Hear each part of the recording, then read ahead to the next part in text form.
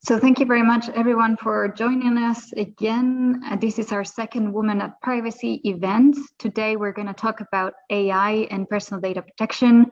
While everyone joins, we wanted to introduce to you again what Women at Privacy is, what we do, and who is involved, and how you can get involved. So my name is Marianne Fernandez. I'm a Senior Digital Policy Officer at BEUC, the European Consumer Organization, but today I'm speaking on behalf of the Women at Privacy board. So the goal of Women at Privacy really is to promote and support women professionals in the fields of privacy and personal data. We actually do this through the platform Women Act. What we want is to ensure that women can be found, heard, and seen. We want to demystify, these myths that women don't want to network, we'd rather stay invisible, or there are not enough women privacy professionals that can speak on relevant panels, events, and can share their expertise.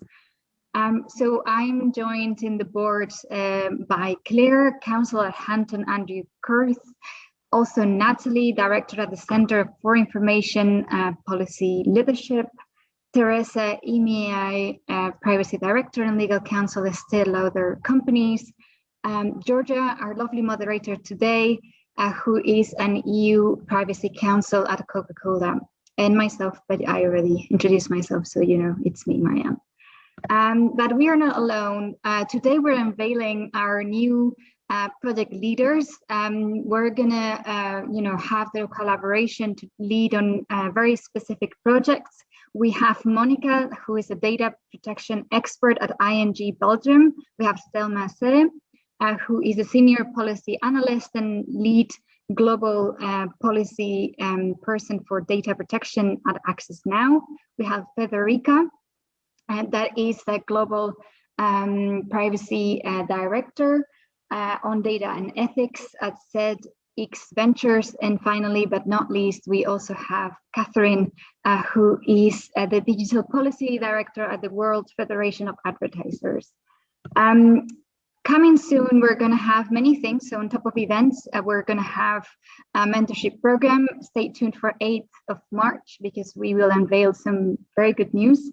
We're going to be also releasing a website soon. We're going to celebrate our Women at Anniversary in the autumn, and you will see any and many updates on social media soon. And in case you have any other ideas, please join us, contact us through their website. You can also reach out and follow us on LinkedIn or on Twitter. And please, today you can use the hashtag WPrivacy to comment on this panel. But without further ado, I pass on the virtual mic to the moderator. Georgia, the floor is yours. Thank you. Grazie, Marianne. Thank you, everyone. So welcome to Women at Privacy's second event. Today we will be talking about AI and personal data, and we will be dispelling the myths of this love-hate relationship. And the relationship between personal data and machines goes way back. It's nothing new. Actually, as a privacy lawyer, I was trying to remember, when was my first interaction with this relationship? And I recalled when I was a kid, and in my family we had an answering machine. Right, so we would pre-record a message. We would do that all together. Everyone would pitch in. Sometimes it was kind of like a little bit corny, and then it would automatically play every time a call came in. For me, as a kid, that was pure magic, right? And we would decide what to say. We would decide when to activate the message, and we would decide when to delete it. So we had full control over the machine. Today, of course, our interactions with machines are much more frequent and much more sophisticated, right? And we rely on much more complex mechanisms. The uses of our data is much greater, and so are the benefits, right? If we think about the uses that we make of AI today, they go from detecting diseases to preventing tax evasion, to screening job candidates, or to even personalizing content. But today, it sometimes happens that we don't know exactly what data we're disclosing, how it's being used. We don't know if we are really deleting it, and we don't know what's really the impact on our lives. And that's technological progress, right? It can really bring huge improvements to our lives, but if used in the wrong way, it can pose challenges and risks to our rights and our freedoms. And this is why we're here today. So we're going to discuss about this dilemma. We will discuss about this conflict. And we have an amazing panel of leading experts, a multi-perspective panel, who will walk us through the privacy and ethics challenges within the field of AI. So join me in welcoming Kari Laumann. She is the project manager for the Norwegian Data Protection Authority's new regulatory sandbox for privacy and AI. We have Gemma Clavel. She is the tech policy analyst and CEO and founder of Ethicas Research and Consulting. We have Ivana Bartoletti. She is the technical director for privacy at Deloitte and author of An Artificial Revolution on Power, Politics, and AI.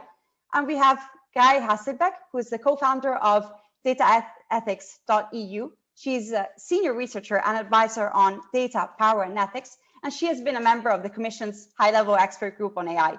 So welcome to you all, and thank you so much for joining us today. So let's get started. I wanted to actually first understand from you a little bit better about what are the tensions today between AI, ethics, and privacy. And Ivana, I wanted to start with you. So you are a true advocate for equality, privacy, and ethics. And I wanted to understand a little bit more from your side, like what do you see as the major privacy and ethics considerations within the field of AI? Thank you. And first of all, let me say well done to you for this amazing initiative and for leading in this space, and to you specifically, Georgia, for leading in this space so much. And that's absolutely great to be on a panel with you and for everybody. I must see a lot of the women on this panel, women I look to with admiration and respect, and it's really great to be together, especially in the run up to International Women's Day. So I want to make two considerations and be quick on this so that we can have a true and like a real discussion. So I come to this from two different perspectives. So first of all, if you ask me sort of what are the implications of AI and privacy and what are the main considerations that we need to do, I would say first of all is we need to look at the potential harms. What is a risk here? What is the AI systems are creating in terms of potential risks? And that goes to me to the heart of what privacy is in 2021. We live in a society that has been built on trends of datafication, of surveillance, on the sort of and of course the pandemic has only accelerated all of that.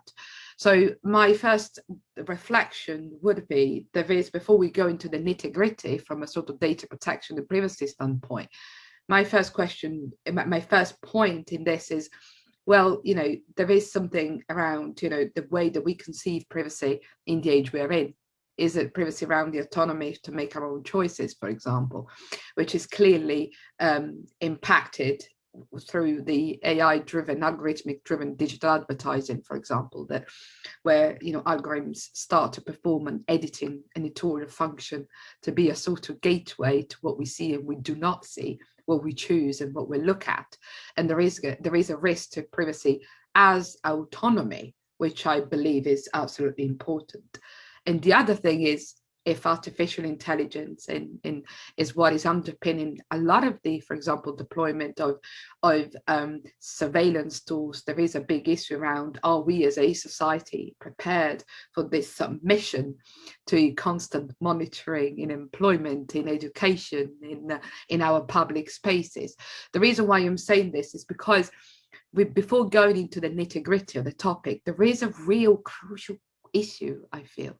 And the real crucial issue is what is privacy in the age we live in, and having the courage to recognize what the privacy harms may be, and really say, well, we do not need to rush into the deployment and the development of technologies that may harm all of this. That's my first point. The second point I wanted to make is that there are many, many reasons and many ways that privacy violations would happen in online systems, in algorithmic systems. And that could be so, it could go from personal data in model ways, how the data, constant extraction of data could have an impact on, the way that you repeat the use of the model.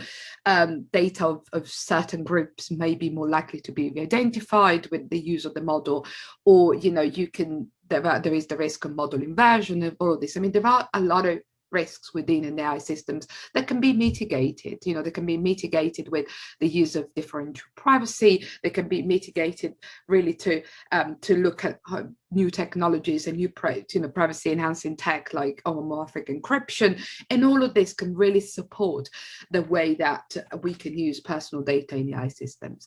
So it's really important to look at, from a privacy by design, what is happening in there.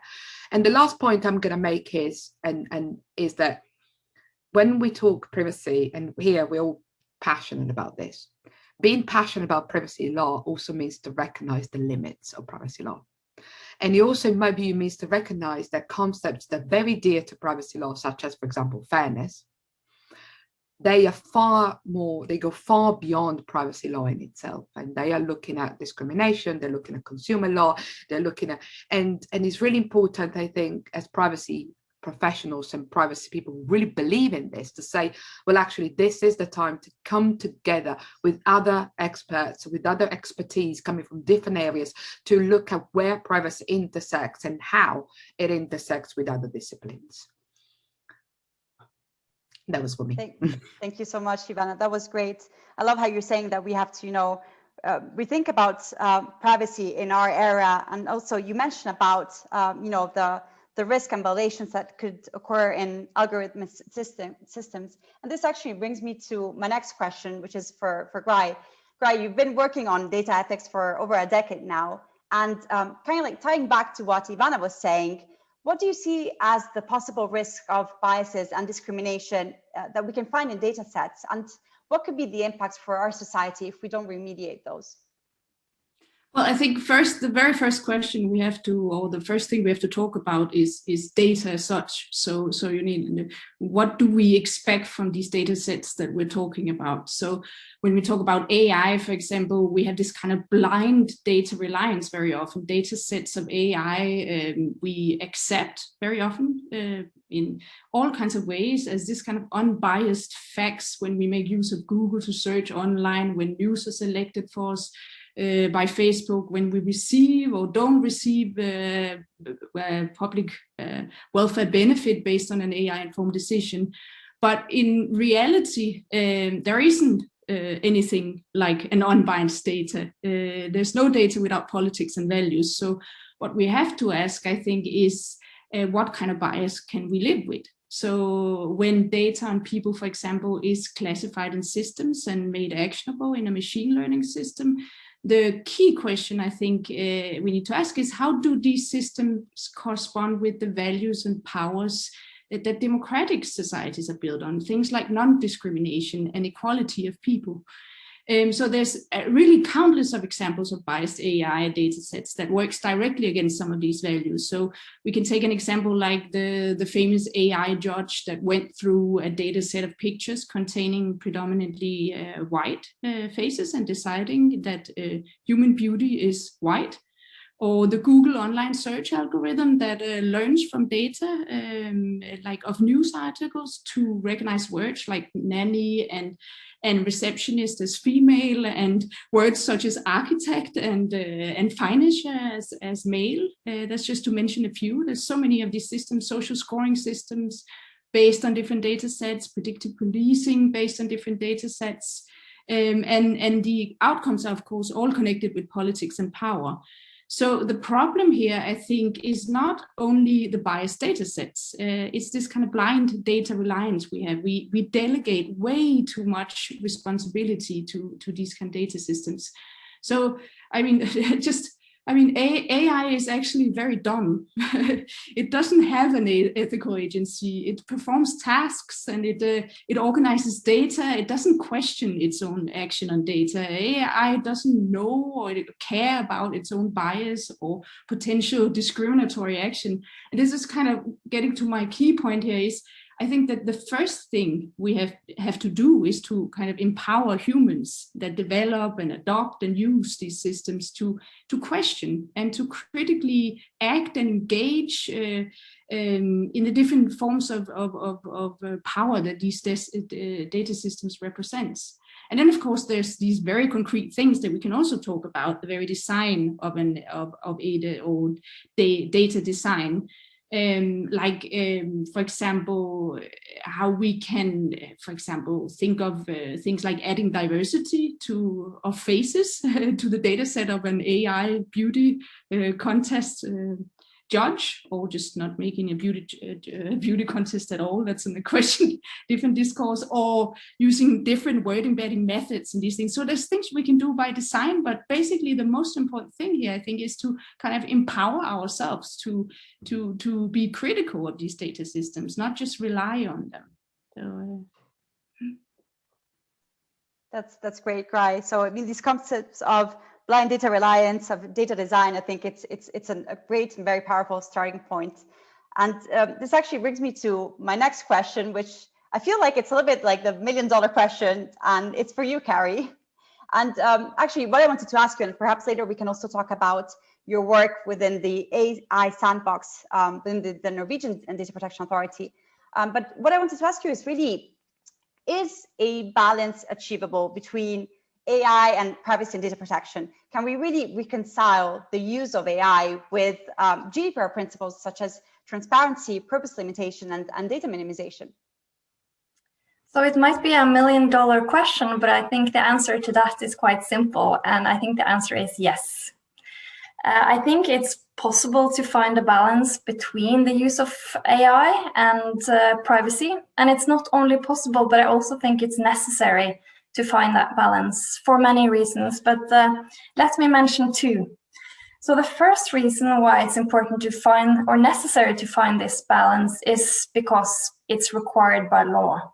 If you want to offer a product or a service, you're actually required to use personal data in a good and responsible way. It doesn't matter whether you're using Excel as a tool or whether you're using machine learning, there are requirements. So if you want to provide a legally sound service or product, you need to find that balance. And I also think that the concept of balance is interesting when you look at the law, because the GDPR doesn't set kind of very sharp lines, like it doesn't forbid you to use data, but it requires you to find that balance. So you can use data, but you need to use it in a responsible way. So it means that you need to put measures in place in order to make sure that the rights of the users are met in a good way. And the second reason why it's necessary to have this balance, I think, is also, if you look at it from a business perspective, if you want to have a sustainable and long-term business using personal data, you also need to find this balance, not only because you're legally required to do so, but also because I think if personal data is part of your business, a core part of your business, if you don't use the data in a responsible way, you're taking a big risk with regards to your users or customers. And here I think trust is key. If you don't have the trust of the users, you might risk that people will not use your service, or if they do, they might not be willing to share their data. Maybe they will restrict the amount of data or the type of data. Maybe they will put in false data because they don't trust you to hold their and handle their data in a good way. We do regular surveys among Norwegian people about trust and perception about privacy, and we see that there's a big difference in different types of companies.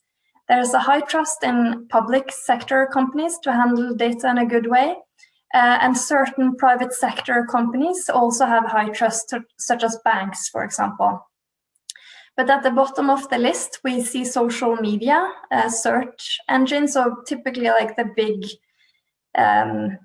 big online companies have low trust. And I think the trust aspect is crucial also from a business perspective.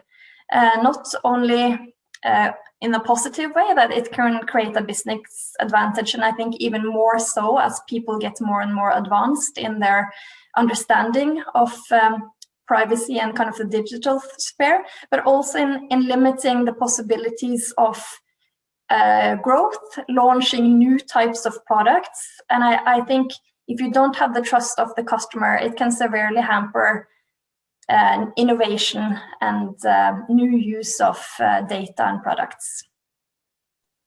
Thank you, Kari. Thank you for emphasizing a little bit this aspect of the business advantage.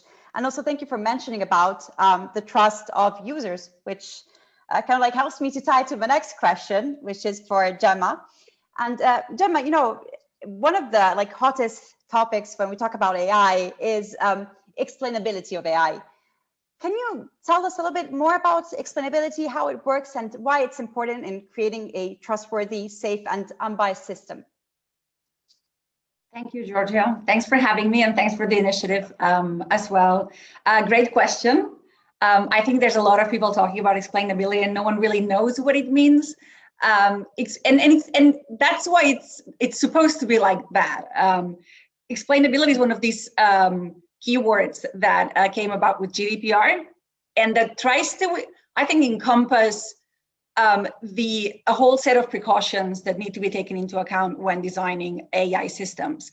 As Kari mentioned before, GDPR is not too prescriptive because it wants to be general, because it wants to be able to be useful in lots of different settings, even technological settings that we don't have right now that may be developed in the future. So some of its prescriptions are sometimes general, and it's the responsibility of citizens and regulatory authorities and companies to come up with a specific tools to translate those principles and those safeguards into specific actions.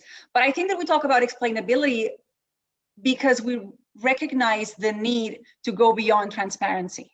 What does transparency mean in technology? If transparency is giving you the code of an algorithm that decided that you have to go to jail for 3 years, and you're not an engineer, that transparency means nothing. You don't understand code. So it's going beyond transparency. It's about explainability. You have the right to understand, to have someone explain how that works and how it affects you. And I think that's totally fair and totally on point, especially because we're at this very abnormal moment when technological issues are not overseen by anyone. If you want to create a new food product, a new toy, a new anything, there's all these steps in the regulation that you need to go through, all these agencies and institutions that will ask you for papers, for things, for explanations to prove that you do no harm, that if you're selling a toy, that the plastic you're using is certified for the use with the ages from 3 to 6. There's all these things that ensure that whenever you buy something, when it gets to you, it's safe to use, except for technology. We don't have that for technology. And so we're in this very abnormal moment when we need more of the precautionary principle, when we need to create those institutions that will be able to oversee how technology is developed. So explainability is about this, is how do we protect those affected by AI systems and decisions, especially when we're seeing AI systems deciding when you're going to be taken care of when you go to the emergency room, whether you get a mortgage, whether you get unemployment benefits. There's so many things that are just coming up all around us where algorithms are playing a big role and where there's a lot of discrimination. The reason why we talk about trust around AI is because the trust has been broken. What we see right now all over the world, at least in Western countries, that's what polls tell us, is that people love technology, but they hate it at the same time. As we said in the title of today's session, we use it, but we hate it because we know it's abusive. We know it takes advantage of us, of our data, of our willingness to connect, to engage, to take part in things. And so people know that they have to use these tools. People know that technologies may have positive implications and positive outcomes, but they also know that there's a lot of lack of transparency around those technologies. So we have this trust relationship that's been broken. And that's going to harm innovation. That's already harming innovation. We need to get people to understand how technology works and to be able to also trust the technologies that are actually having a positive impact. But when you look around, what you find is that we discovered last year that autonomous cars, the algorithms in autonomous cars are not designed to identify human beings outside of crosswalks. Can you believe that? So basically, an autonomous car is a machine to kill anyone who's not following a red light to cross the road. How can we let those killing machines out on the street? So when people hear about that, they realize that all those safeguards that you have for food, medicine, toys, we don't have it for AI. When we realize that women are systematically discriminated against in banking algorithms because the number of women in banking databases is lower because we've had less access to banking in the past, and so we're a smaller proportion of the data inputs in the database, and that means that algorithms routinely assign more risk to women. So our chances of getting a mortgage are less, just because historically women have had less access to the banking sector. So when you hear about this, of course, you become concerned about what's happening. When we learn that facial recognition algorithms operate much worse with non-white faces, anyone who's non-white realizes that they're at risk of being unfairly treated by those systems. So I think that it's very reasonable to distrust technology, and it's very reasonable that the regulatory tools that we have are aiming to rebuild that that relationship. But it's also we need to go beyond issues of discrimination. There's also, and there's a lot of people pointing to this, the issue of power. One of the first times when I realized how power impacts on technologies when I was working on AI tools used in the workplace. And I realized that every single AI tool in the workplace promotes or reinforces the rights, possibilities, and opportunities of the employer. We don't have AI for employees. We don't have AI to prove that you're working overtime or to get you more labor rights. So there's also these power imbalances that need to be addressed. And for that, maybe explainability is not the best tool. It's one step to get there, but I think that there's a lot of contextual issues that we need to be considering around AI if we want to rebuild that trust between society and innovation. Thank you so much, Gemma. That was very insightful. And I think it's the first time I actually really understand the concept of explainability. And I'm sure the audience has too. So thank you for those great insights. And so now that we kind of like wrapped up a little bit the first part where we've addressed these tensions, I want to learn more about your work. So I want to start with actually with Kari. The Norwegian Data Protection Authority has launched a regulatory sandbox on AI. They're also testing this new way of working. So I wanted to ask you if you could tell us a little bit more about what you're doing and how this project is really helping to address some of the tensions between AI, data protection, and non-discrimination.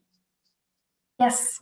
Yeah, it's a new way of work for us, and we're just starting up. We're actually next week going to be public about which are the first 4 projects that we will be working with.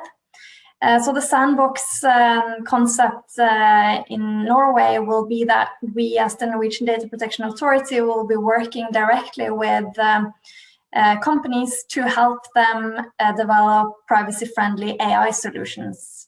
And the goal here is to try to shed light on some of the gray areas when it comes to privacy and AI. For example, explainability. A lot of people, not just Gemma, are asking, what does it mean in practice? So through the applications that we have received and also through the kind of broad stakeholder engagements that we've had, people say, or companies using AI say, okay, there's a lot of general guidance, but what does it mean in practice? What does a fair algorithm look like?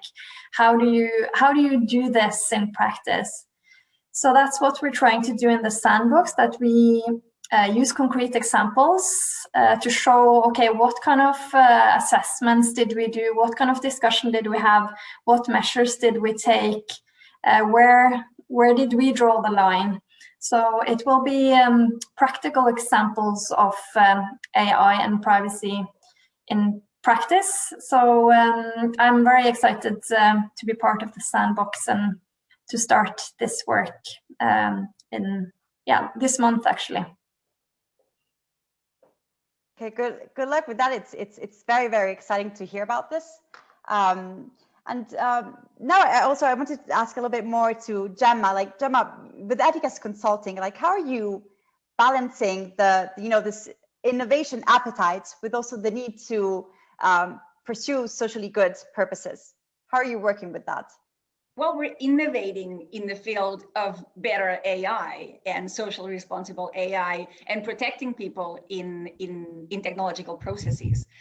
So we're actually a foundation that has a consulting wing. So in the foundation, we promote awareness, we do strategic litigation, we work with trade unions, governments, even private entities on advancing research on the social impact of technology. But what we're doing in the consultancy is trying to design the tools that will reconcile the principles of responsible AI with engineering practices. One of the things that I realized a few years ago is that I think that at some point we got to an agreement on the principles. Like we know what the principles of responsible AI are. We know the things that we're trying to safeguard, but we know the what, but we don't know the how.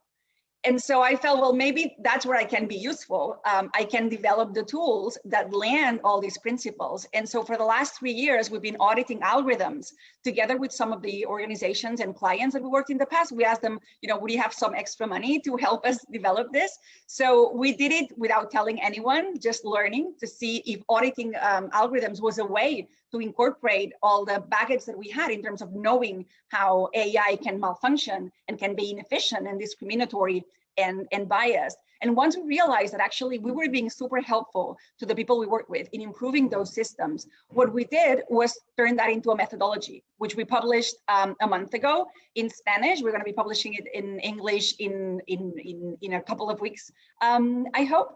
And so to try to help others also do the same thing, because at the end of the day, ethics and the social impact of technology is very much contextual. So you can't have answers for everyone. It's very difficult to talk to a large audience and say, this is what responsible AI is, and for it to resonate with them, because it depends on the context. For us, it's not the same to audit an algorithm in social services in Pennsylvania than another algorithm in social services in Barcelona. The contextual and historical issues and bias is completely different. Also, if it's a private or a public client, whether they design the algorithm or they're the users of the algorithm, whether the algorithm has natural language processing or it's just a recommender algorithm. So there's all these things that mean that the process of auditing, of identifying the bias and the potential negative impact is just completely different. So the best you can do is have a methodology which needs to be implemented by someone who's an expert. So that's like what our main goal is, to bridge this gap between the principles and the practices. And we want algorithmic auditing to be something that engineers can also embrace, and don't see the ethicists as these, people that just have their own conversations in their own room that have nothing to do with engineering. Actually, an audit is something that gets involved into redoing the algorithm. Oftentimes with our clients, we have to just rebuild the data and rebuild the way that the algorithm works. But that's fine, because once you've done it, you just have to check it every once in a while to see how it works and to ensure that the ML component is not picking up negative developments again. So that's our work, and that's how we're trying to make a meaningful contribution in this space, hoping as well that the audit becomes the practical translation of the principle of explainability. So AI is explainable when you have a trusted third party that has audited it, where there's a public report that explains, this is how it works, this is what we've tested, these are the precautions we've taken into account, and this is how we hope that it will work. And of course, you may make decisions, you may miss things, but at least you've made the effort to try to recognize all those things at the beginning. And that's a massive step ahead from the kind of AI that we're finding. I'm very sad to report that whenever we start working on an algorithm to audit it, what we find is very low quality AI. The algorithms are making very sensible decisions around us at the moment are really bad algorithms that no one put enough thought into building them, into the data, the problems, the outcomes, the organizational setting of the algorithm inside an institution. There's all those things that no one's paying attention to. So we have this desperate need to improve how we do AI. That's very interesting, Jem. And it's really exciting to hear how you are addressing the how and how you are designing for a fairer AI. And this actually takes me to you, Ivana. In your experience, and also from like an industry perspective, how are you seeing companies, embedding more and more AI in their processes, and what kind of like opportunities and possible gaps are you seeing in the way they are addressing these issues and the way they are designing for a fair use of AI? Thank you. So it's really good to hear so much of what is happening and what you are doing. It's really good. And it just chimes a lot with what I'm seeing in the industry at the moment. So I'm seeing a use of AI really across all sectors. It's from sort of human resources to loans and lending and investing decisions. And this is really cutting across all sectors. And I'm lucky enough to be working with some of the sort of largest organization on that. Now, I would like to just really say what I feel companies are doing, but also what I think is really missing that companies are struggling with. So in general, so there is an issue around certainty on the law around artificial intelligence, and especially, and that is an issue because I feel that, the issues around, anti-discrimination law, privacy, consumer legislation, how all of those intersect, it's rather complex. So, for example, if there is a anti-discrimination in the way that a loan is assigned, yes, of course, there is an issue with fairness under data protection law and privacy law. And fairness is very important in the GDPR, but it's not just about privacy. There is also an issue around discrimination, but discrimination, does it fully apply, or is it just limited to protected characteristics? And when it's limited to protected characteristics, a lot of discrimination in AI happens by proxy. So it's much more complex to really be able to apply, in the same within consumer law. So AI does not exist in a vacuum, right? There is already a lot that applies to these systems. So it's really understanding how different legislation intersects, and also what the AI with the, for example, European Union is doing, understand, what is the fitness test for the current legislation that we've got in place. So we really understand what is needed to address some of the risks that we're facing. I think companies are really taking, at least most of the ones I know, are taking this seriously for many different reasons. The first one is because issues that, we have seen issues around data classification, the politics of data, and all become mainstream. We've seen this in recent times. Things have changed. The A-level scandal in the UK, where students coming from private education were automatically, in an automated way, given higher results. The case in Deliveroo in Bologna, where the so-called unintended consequences, there's no such thing as unintended just because you haven't thought of it, but that in reality what was happening is that the workers were penalized if they were doing last minute changes to the schedule.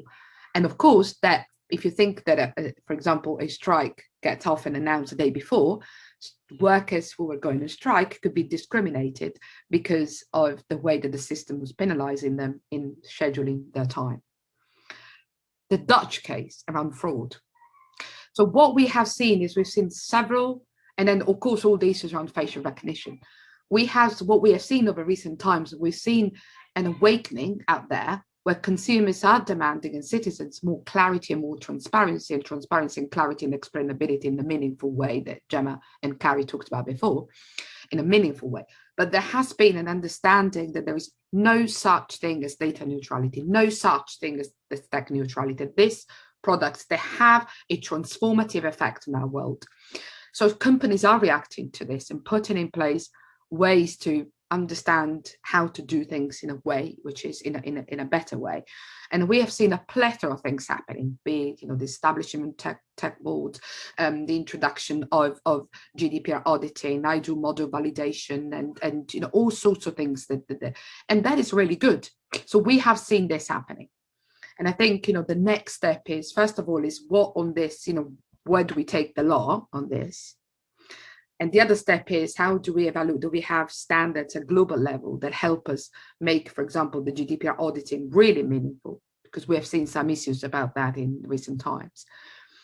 And how do we create that framework that could actually enable companies to innovate in a safer way? because my experience, to be fair, is that companies, that is the lack of clarity around all this that is problematic sometimes for organizations.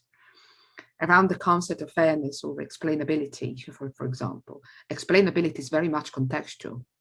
There is no such thing as explainability in itself, in my view.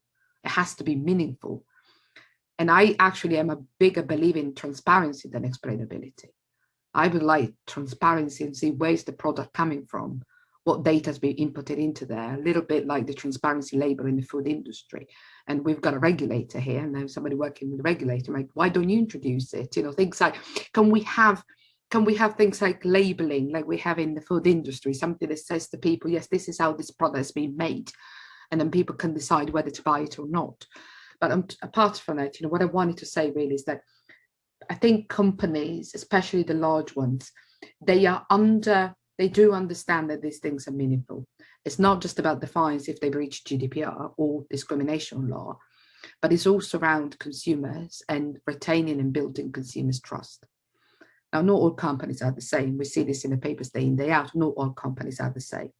But I think it's important that, you know, these things are becoming more mainstream. And certainly the issue around the non-neutrality of technology, the non-neutrality of data is now totally mainstream. And I think everyone now understands that, you know, there is no such thing as neutral technology, that, you know, there is something really important around the way the tech is developed, deployed, and the impact it has on society.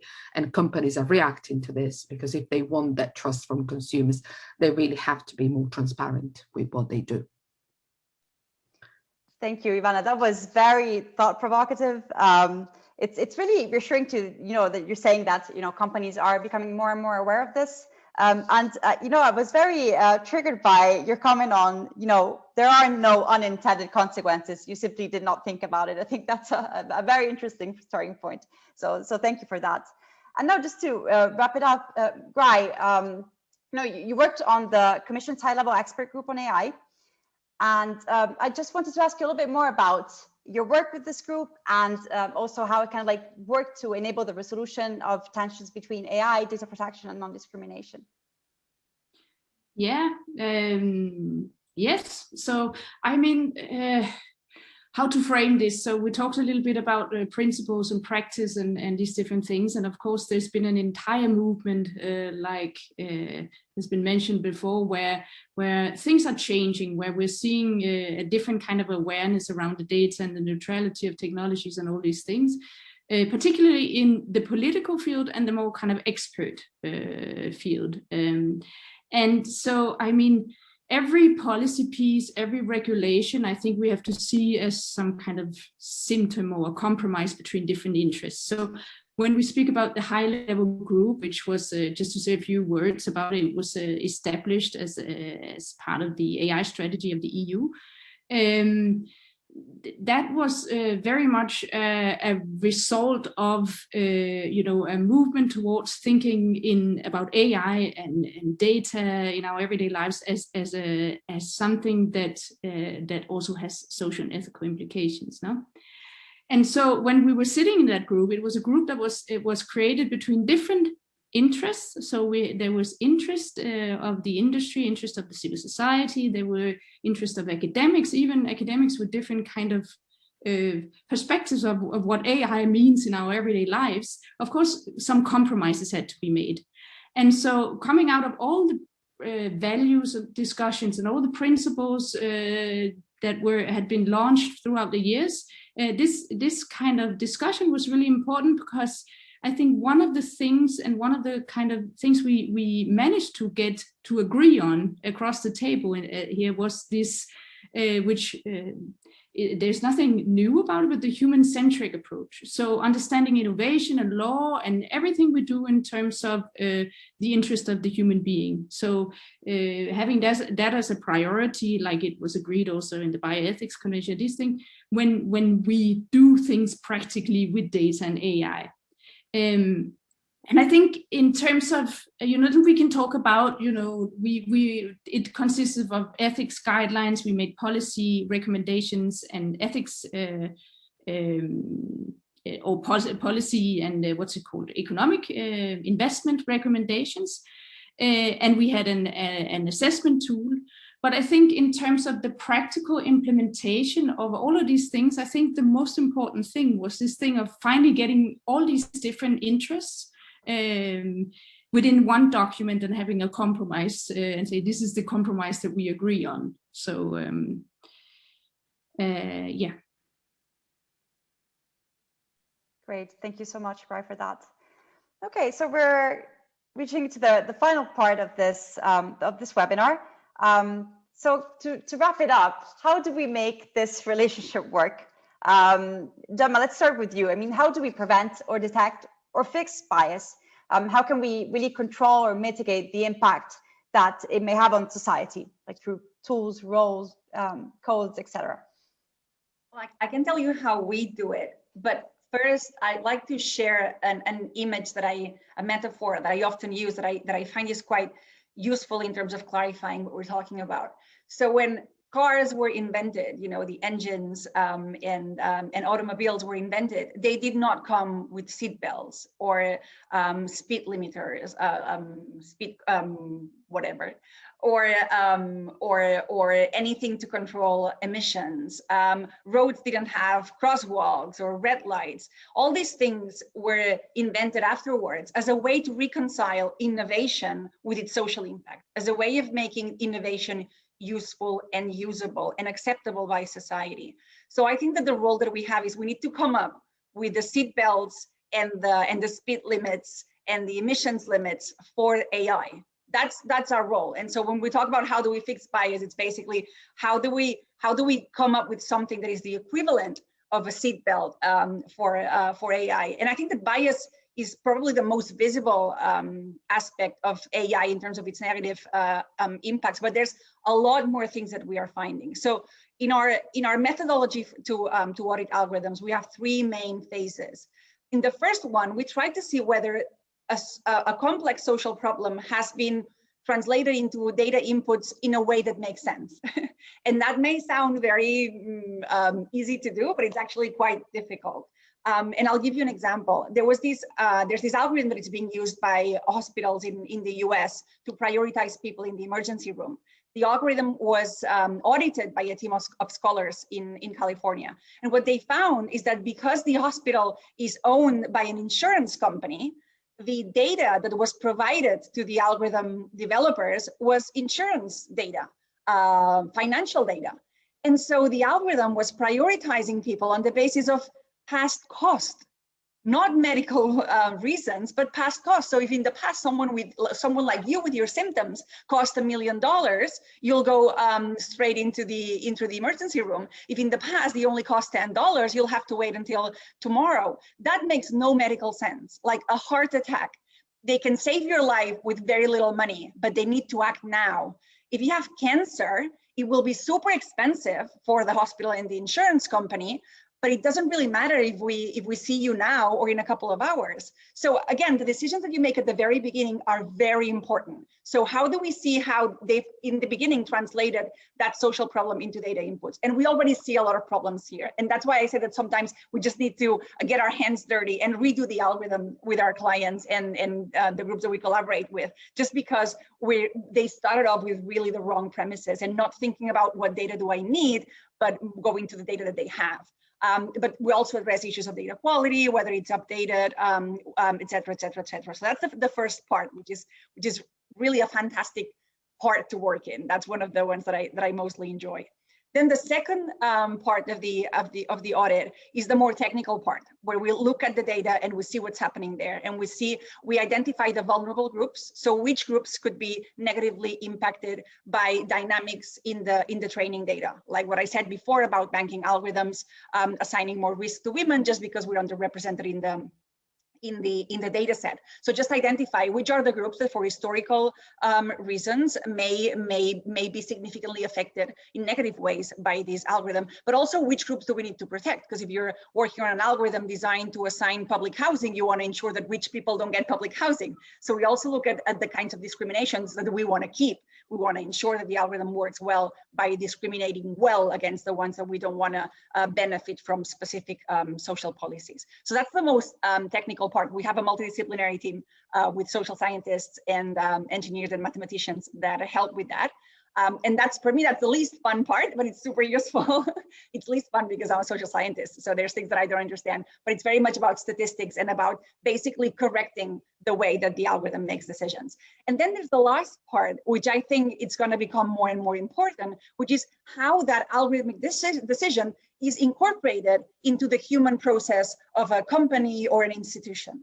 Because GDPR talks about the human in the loop, as if having a human means that the algorithm's better all of a sudden. What we are finding is that in this interaction between the algorithm and the person who manages the algorithm and who gives the algorithmic decision to the user, we have the worst of algorithmic bias meet the worst of human bias. So we're identifying a lot of problems in this interaction, and we are seeing that sometimes, no matter how much good work we do in the algorithmic audit, if no one works on the training and specifying how that algorithm needs to be incorporated into complex organizational settings and decision-making processes, we probably will do away with all the good work we've done in the first part, just because humans will not have clear guidance on how to use that. So issues of automation bias and this human-machine interaction is super important as well. So we do the whole thing, and we find that's the only way of doing it. And Ivana was mentioning before how we do see some problems in algorithmic auditing, just because there's some actors that want to promote this tick box exercise where you just say, oh yeah, it's been audited, no problems. An algorithmic audit is a lot of work. We spend months with our clients. We have to go and go again, and we go back to, after 1 year, and hopefully we'll keep going back every year to check how the algorithm is working. But it's the only way to ensure that this precious innovation that we have, which is AI, I think there's so many things we can learn from data and patterns. And there's so many processes and services that we can improve using ML. But if we keep doing it as we've been doing it, we're going to be killing it. Because as I said before, we're finding a lot of bad quality algorithms out there, but there's an alternative. We can have good quality algorithms. They'll just be a little bit more expensive. They will require a bit more work, but I think they're the only ones that can help us improve processes and protect people in those technological processes. Thank you very much, Jen, for that. So now just going with Ivana, next question for you. How should teams work and self-organize in order to anticipate and prevent the challenges triggered by AI? Like, what solution, what way forward do we have here?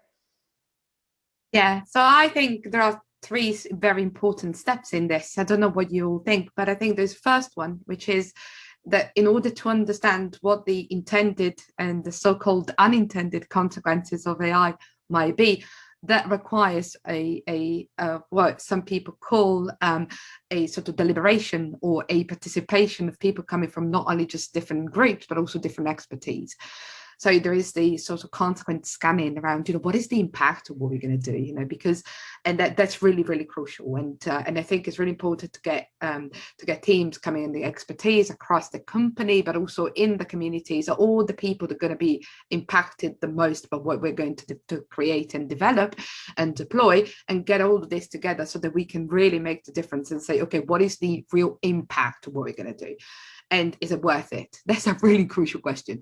The second point is the element around the sort of compliance elements that we've talked about. So is it compliant with GDPR? Where is the data coming from? How do we make sure that the data is ready? And the third element is around how do we then work on sort of the explainability, the human in the loop element, and all of that. One thing which is really, really important, I think, in my view, is that to realize, and this is a company, I think, effort, to really realize that technical tools are really, really important. There are so many technical tools, from privacy enhancing technologies to tools that can be used, and model validation, scorecards, all that we can use to make sure that we reduce bias. However, an algorithmic fix will not be everything. We have seen over recent times, so that we can have the most fantastic, amazing piece of software for facial recognition that never fail to recognize a Black woman. And yet, even the deployment of that tool could and will probably end up in discriminating because of the place where it will be deployed. I'm sure that even the most perfect facial recognition tool will end up wrapping surveillance around the most vulnerable in society. The reason why I'm saying this is because working with organizations, I think, and within organizations, is not just saying, and you know, this is how we can do it technically, this is about the data, this is about, you know, GDPR audits, this is about all, you know, everything, which is very, very important. But I think the key there is to really own that responsibility and help companies navigate, and your own companies navigate through the process and say, yes, we are deploying this. We've made all the necessary assessments. And yes, we will deploy but these tools are actually accelerators. They help us. I mean, Gemma's work is fabulous because Gemma is basically giving a company, helping a company navigate all this complexity using an accelerator tool, which enables them to make their own decisions. That's really, very important. So if we see these products as accelerators, then they form a huge part of what we need at the moment, I think, in order to progress with the deployment of artificial intelligence. Thank you, Ivana. So we have very few minutes left. I want to give a chance to Gry and Kari also to kind of like share some final remarks. I know, Gry, you have a hard stop, and then we have some questions from the audience, and I want to make sure we take those too. Gry, Kari, any final remarks from your side also in terms of what to expect in the future, and especially when we talk about policy making initiatives? Well, I have one. I mean, I think that one thing we have to consider right now. Right now, there's an AI regulation coming out. There's different kind of, or at least there's some proposals for this on digital data, or what's it called, Data Governance Act, and different proposals from the EU coming out right now. And we have in the coming years a kind of an open window for the negotiation of these two different streams that we very often see in the EU, and we've seen in terms of AI is in terms of the general AI uptake versus the narrative of the trustworthy AI narrative. And I think what we have to kind of be really aware of is the tension between these two narratives and how this will be negotiated in regional negotiation, different alliances between different countries and so on and so forth. So we still have a lot to do here in terms of regulation and policy and kind of agreeing and looking each other in the eyes across different stakeholder interests and saying this is the narrative that we insist on. From our side, we're following the development in the EU closely, and we have the GDPR, which does regulate the use of personal data, both if you use basic technology, but also if you use AI and machine learning. And I don't think necessarily there I can see like a big regulatory gap when it comes to regulating the use of personal data with AI. I can definitely see that there's unclarity how it should be, how the regulation should come into practice, and hopefully we can provide some more clarity in the time to come. But I also think it might be useful to get additional regulation that specifies how it should be done in practice. But if we have that, it's very important that it's harmonized with the GDPR so that you don't create even more confusion and complexity, because I think the regulation that's already there is complex enough. But then, of course, you have other ethical aspects with AI that does not concern personal data. And whether there's a regulatory gap there, I'm not quite sure. It's a little bit outside of my domain, but it's definitely interesting to follow the development in this field. Thank you very much, all of you. So we have a couple of questions from the audience. I know that some of them have already been addressed in the chat, so thank you for that. So I'm gonna pick on one that hasn't been addressed yet, which is, I think it's for you, Gemma, which it's about autonomous car is a killing machine. Don't you think the sentence is extremely provocative? Did I understand it wrongly? Well, if an autonomous car is designed to not see humans outside of crosswalks, then of course it's a killing machine, because humans routinely cross streets outside of crosswalks, and humans have no awareness that cars that are autonomous cannot see them. That's what happened in California, and it resulted in a woman being killed. And it was in the legal process after that that we realized that the algorithms did not take into account the fact that a human could cross the road outside of a crosswalk. So I think that those autonomous cars are killing machines, and that someone should be reviewing those algorithms to ensure that the autonomous cars that hit the road have done the necessary work to ensure that they protect people. Thank you very much for that, Gemma. And I think, our time is up. I would listen to you for hours and hours. I mean, this was a fantastic panel. I cannot thank you enough for really joining us. I know that there was also a question around diversity in the chat. I hope we can, have more time to also address the other questions from the audience. I just wanted to say that we really want to try to ensure that we have diversity also on the panel and on the participants in our group. And that we really take a point that diversity comes in many different shapes. And well, this said, we have to unfortunately wrap it up. Again, thank you so much to all of you, and thank you to the audience for participating today.